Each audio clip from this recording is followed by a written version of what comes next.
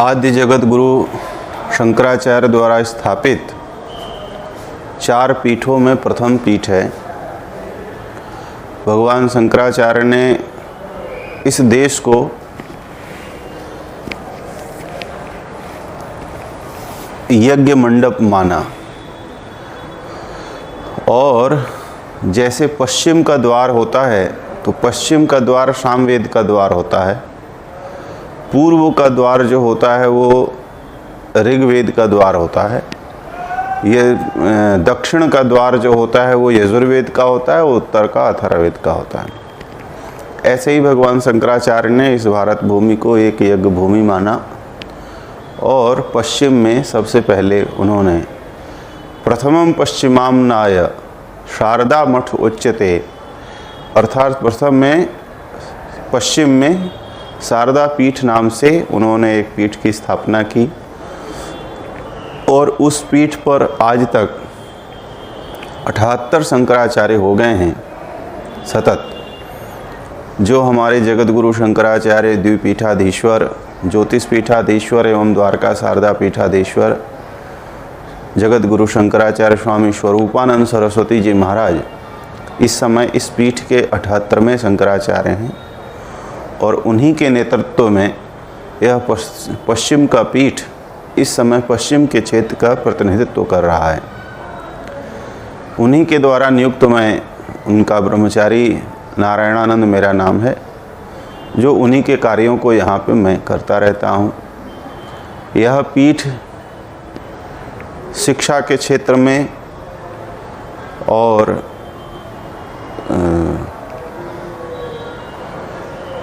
स्वास्थ्य के क्षेत्र में यह पीठ कार्य करता रहता है, अपने सारे जनमानस के लिए कार्य करता है। ज्ञान का जो इस पीठ का काम है वो करता है।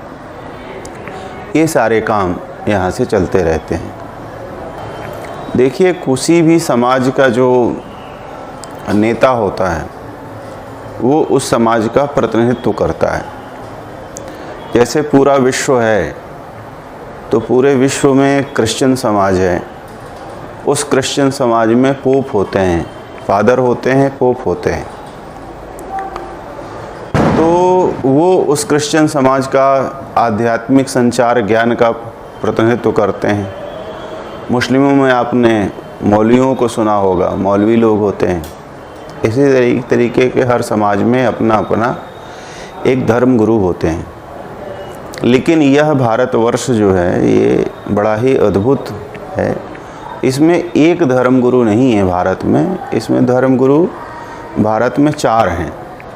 पूर्व के शंकराचार्य अलग हैं, पश्चिम के शंकराचार्य अलग हैं, उत्तर के शंकराचार्य अलग हैं और दक्षिण के शंकराचार्य अलग हैं। किन्हीं कारणों इस समय 2 पीठ जो उत्तर है और पश्चिम है ये अपने जगत गुरु के अधीनस्थ है और वो दोनों पीठों का काम, दोनों पीठों के क्षेत्रों का काम करते रहते हैं। जहाँ तक विषय है कि समाज में इनकी क्या उपयोगिता है, तो समाज में इनकी बहुत बड़ी उपयोगिता इसलिए होती है कि आपका कोई ना कोई मुखिया ज़रूर होना चाहिए। अगर आपका मुखिया नहीं है और आप बिना किसी मुखिया के हैं तो आप कभी भी तरक्की नहीं कर पाएंगे। इसलिए जो धर्म गुरु होते हैं उनका जो काम है वो अपने जीवन का बहुत है और अपने यहाँ तो बहुत बड़ा है। हम लोग अपने गुरु को सामान्य देह नहीं मानते हैं, हम लोग उनको देव मानते हैं। गुरु ब्रह्मा गुरु विष्णु गुरुदेव महेश्वरः गुरु साक्षात परब्रह्म तस्मै श्री गुरुवे नमः, ये बात कही जाती है। और कलयुग का वृतांत करते हुए शंकराचार्य जी ने कहा कि त्रेतायाम कृते विश्व गुरु ब्रह्मा। सतयुग के गुरु कौन हैं? तो ब्रह्मा जी सतयुग के गुरु हैं। त्रेतायाम ऋषि सत्तम, जो वशिष्ठ ऋषि हैं वो त्रेता युग के गुरु हैं। द्वापरे व्यास एव स्यात्, और द्वापर युग के जो गुरु हैं वो व्यास जी हैं।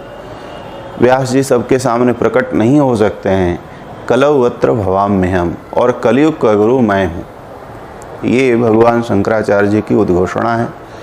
और भगवान शंकराचार्य ने अपनी ही स्वरूप को 4 भागों में विभक्त करके और 4 क्षेत्र में इस देश को बांट दिया, 4 पीठ की स्थापना कर दी। और उन्होंने यह कह दिया कि मेरे पीठ के ऊपर विराजमान होने वाला जो भी व्यक्ति है उसे मेरा ही स्वरूप समझा जाए। तो स्वाभाविक है प्रत्येक हिंदू जनमानस के गुरु शंकराचार्य होते हैं। संप्रदाय बहुत हो सकते हैं, अलग अलग पूजा पद्धति हो सकती है, लेकिन जैसे जीव का जन्म होता है तो उसका कर्म निश्चित हो जाता है। ये आप कैसे जानेंगे कि आपका जीवन का दिशा क्या है? तो दिशा निर्देश करने का काम अपने गुरु का होता है, वही कार्य गुरु जी कर रहे हैं। गुजरात में होने की वजह से गुजरात का जो सांस्कृतिक स्वभाव है वो थोड़ा सा विलक्षण है। यहाँ पर धार्मिक जो मान्यताएं हैं वो भी आमतौर पर साफ परिलक्षित होती हैं, हम समाज में देखते हैं। ऐसी स्थिति में जो गुजरात का जो समाज है उस समाज में इस पीठ की कितनी महत्ता है? क्या कुछ खास असर देखने को मिलता है बाकी भारत के अलावा? गुजरात ये पश्चिम का क्षेत्र है। सबसे पहली बात तो यही एक बहुत बड़ी वैलक्षण्य है यहाँ पे कि जहाँ पे आप बैठे हैं इसको सौराष्ट्र बोला जाता है। ये सौराष्ट्र क्षेत्र है। और जब आप अहमदाबाद साइड में जाएंगे तो उसको उत्तर गुजरात बोला जाएगा। तो इसका नाम सौराष्ट्र नाम ये आज से नहीं है, ये सैकड़ों वर्ष, हजारों वर्ष पूर्व नाम है।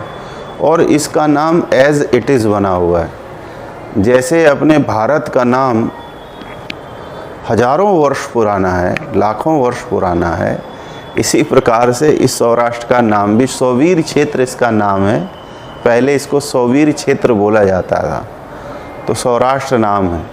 सौराष्ट्र नाम जीवित है, यही सबसे बड़ा प्रमाण है कि यहाँ पर शंकराचार्यों की क्या भूमिका है। अगर न होते तो यह नाम ही न हो पाता। दूसरी बात ये है कि समाज में किसी भी प्रकार की कोई भी अगर समस्याएं आती हैं तो वे समस्याएं शंकराचार्यों के पास ही आती हैं। राजाओं के समय तो सारा एजुकेशन जो व्यवस्था होती थी वो शंकराचार्यों को अधीनस्थ हुआ करता था।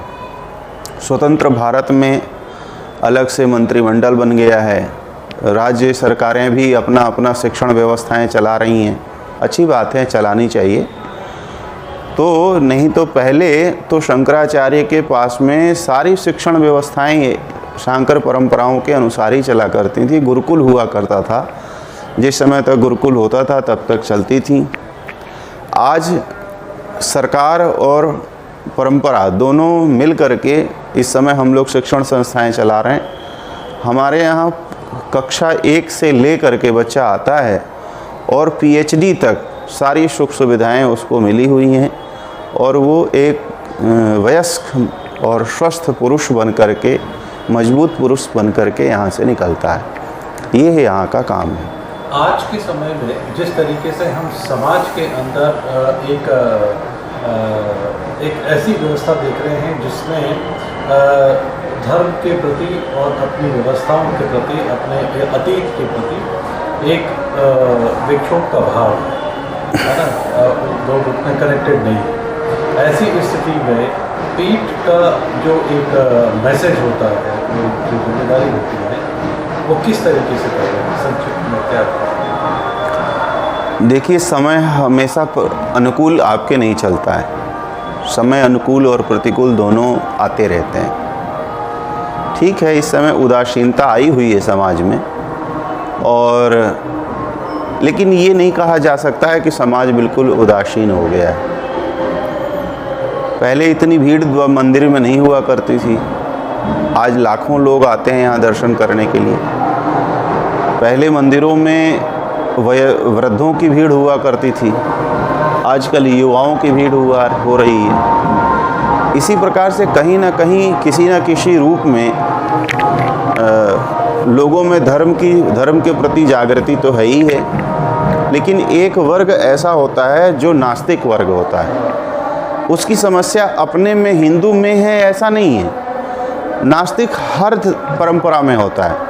जैसे आप कहें, बहुत लोग ऐसे हैं जो मुस्लिम होते हुए भी मुस्लिम धर्म का पालन नहीं करते हैं, ईसाई होते हुए भी ईसाई धर्म का पालन नहीं करते हैं। तो इसका अर्थ ये नहीं, आज हम ही नहीं, पूरे विश्व में जितनी भी परंपराएं हैं सब अपने अपने अस्तित्व की लड़ाई लड़ रही हैं, और लोगों में आस्तिकता बढ़े इसका सब लोग भरसक प्रयास कर रहे हैं। और हम लोग भी इसी चीज़ का प्रयास करते हैं कि लोग एक आस्तिक बन कर के जीवन जिएं, भगवान का भक्त बन कर के जीवन जिएं, जिससे उनका जीवन सुखमय और सरल उनका जीवन हो सके, उनके जीवन में किसी प्रकार की कठिनता न हो, उनके जीवन में एक शांति का माहौल बना रहे, परिवार विखंडित ना हो, खंडित हो जाना।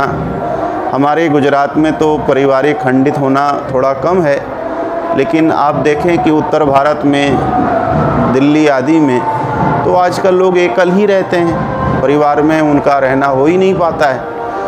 देखिए,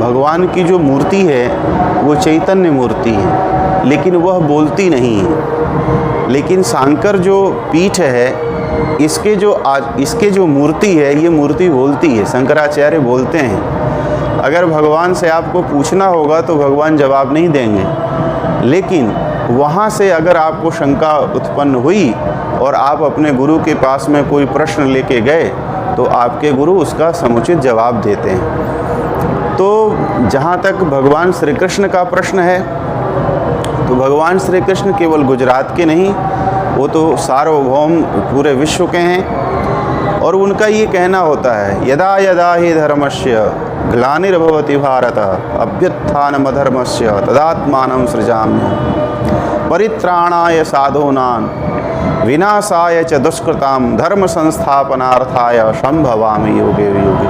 उनका जन्म ही, अवतार ही इसी कारण होता है, साधुओं को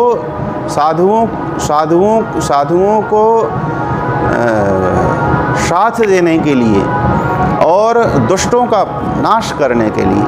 अर्थात जिस समय दुष्टता बढ़ जाती है, जब भगवान से सहन नहीं होता है, तो भगवान यहाँ आते हैं और जितने काल तक वो रहते हैं सब कुछ शांत करते हैं। लेकिन जब वो चले जाएंगे, उसके बाद में किसका कर्तव्य आता है? तो ये ऋषि लोग खड़े होते हैं, भक्त लोग खड़े होते हैं। आपने देखा होगा कि भारत में मुगलों का शासन था। मुगल इस भारतवर्ष में बहुत अत्याचार किए, करोड़ों लोग मारे गए इस देश में। लेकिन आज हम लोग जीवित हैं और हम लोग हिंदू कहला रहे हैं। इसके पीछे आज के केवल हम लोगों को ये देश सहजता से और बिल्कुल सहज सरलता से मिल गया, ऐसा नहीं। हमारे लाख करोड़ों पूर्वज मारे गए, हमारे हजारों लोग मारे गए, और मरने के बाद में उन्होंने अपने खून के ऊपर खून की सिंचाई करके इस धर्म ध्वजा को बचाए रखा है। तो ये उनका हमारे ऊपर ऋण है, और इस ऋण को हम उसी प्रकार से उतार सकते हैं कि हमको धर्म का पालन करना चाहिए और भगवान की उपासना करना चाहिए, जिससे हमारा जीवन भी अच्छा रहे और हम इस समाज को कुछ दे भी सकें। भगवान शंकर, जब इस समय यहाँ देश में बौद्धों का शासन बहुत हुआ और बौद्धों ने बड़ा अत्याचार किया, चारों तरफ से मंदिरों को खंडित करते थे और मंदिरों को ध्वस्त कर देते थे। तो यहाँ भी मंदिर जो था वो ध्वस्त हो गया था। तो भगवान शंकराचार्य यहाँ आए और वे आ करके और यहाँ पे भगवान द्वारकाधीश की जो मूर्ति थी उसको सरस्वती वाव से निकाला और निकाल करके पुनः उसकी स्थापना की। यह भगवान जो आज दर्शन आप भगवान द्वारकाधीश का कर रहे हैं, ये भगवान शंकराचार्य के ही द्वारा स्थापित मूर्ति है। और तब से लेकर के और आज तक सतत यहाँ शंकराचार्य के माध्यम से पूजन पाठ चलता रहा है। अभी कुछ वर्षों से, जैसे जिस समय देश स्वतंत्र हुआ उसके पूर्व से यह इस सरकारी उसमें चला गया। पहले राजाओं का शासन और राजा ने और शंकराचार्य जी ने मिलकर के ब्राह्मणों को दिया, फिर ब्राह्मणों से गवर्नमेंट के हाथ में चला गया। लेकिन आज भी मंदिर के अंदर जितना भी परिसर है वो सारा का सारा परिसर केवल द्वारकाधीश का मंदिर छोड़ करके वो शंकर पीठ की है। और यहाँ पर जितने भी जो 16 मंदिर हैं वो सारे मंदिरों में भोग पूजन पाठ आज भी यहाँ शंकराचार्य के पीठ से ही होता है। कृष्ण कितने प्रासंगिक हैं हमारे आज के समय? अजी, जैसे अपने शरीर में वायु प्रासंगिक है, वायु के बिना आपका जीवन नहीं है, इसी प्रकार से भगवान कृष्ण के बिना भी आपका जीवन नहीं है। कृष्ण हमारी आत्मा है, भगवान श्री कृष्ण हमारी आत्मा है। जैसे वायु के बिना नहीं जिया जा सकता है, जल के बिना नहीं जिया जा सकता है, थल के बिना नहीं जिया जा सकता है, आकाश के बिना नहीं जिया जा सकता है, वैसे ही अपनी आत्मा के बिना जिया नहीं जा सकता है। तो भगवान श्री कृष्ण हमारी आत्मा हैं और चैतन्य मूर्ति हैं। भगवान श्री कृष्ण के बिना तो जिया ही नहीं जा सकता है।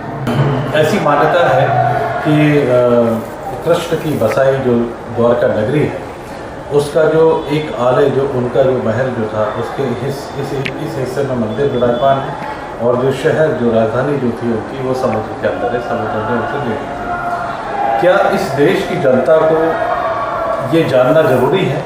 और क्या आप जैसे जो लोग हैं वो ये बताने में किस तरीके की अपनी भूमिका निभा सकते हैं कि ये इस द्वारका क्षेत्र के साथ साथ में एक द्वारका और भी है जो समुद्र के अंदर है, वो क्या है और क्या करना चाहिए? देखिए, अपना भारत का दक्षिण का क्षेत्र है और रामेश्वरम है। भगवान श्री राम ने रामेश्वरम की स्थापना की और फिर से वे अयोध्या चले गए। जब भगवान शंकराचार्य आए तो उन्होंने रामेश्वरम से पूर्व श्रृंगेरी में शंकर पीठ की स्थापना की। उस पीठ की स्थापना क्यों की? जिससे धाम की जो पवित्रता है वो बनी रहे।